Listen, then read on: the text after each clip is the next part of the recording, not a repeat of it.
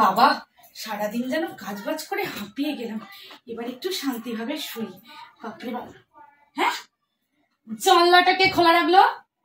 জানলাটা দিয়ে এত মশা আছে, জানলাটা দিয়ে কে খোলা রাখলো? জানলাটা নিশ্চয়ই বাবুর কাজ, বাবু খোলা রেখেছে। অসুখ আজকে হচ্ছে, মেয়েটাকে বলে না কিচ্ছু। এই রে মা কেন এত চেঁচাচ্ছে বল না।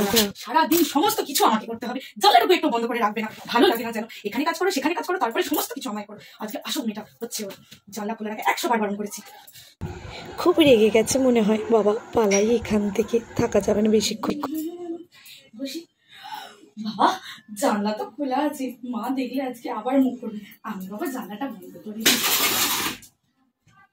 হ্যাঁ জানলাটা বন্ধ করে দিয়েছি, আজকে আর মা আমার কিচ্ছু বলবে না। ঠিক আছে বাবা।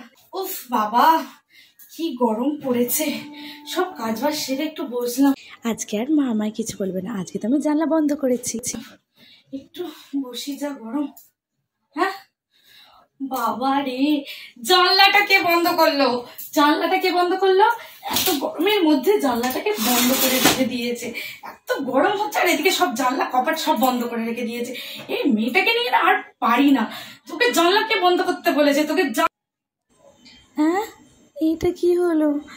ভালো লাগে না, কিছু করলেও দোষ, কিছু না করলেও দোষ। তুই বলে কিছু করবোই না।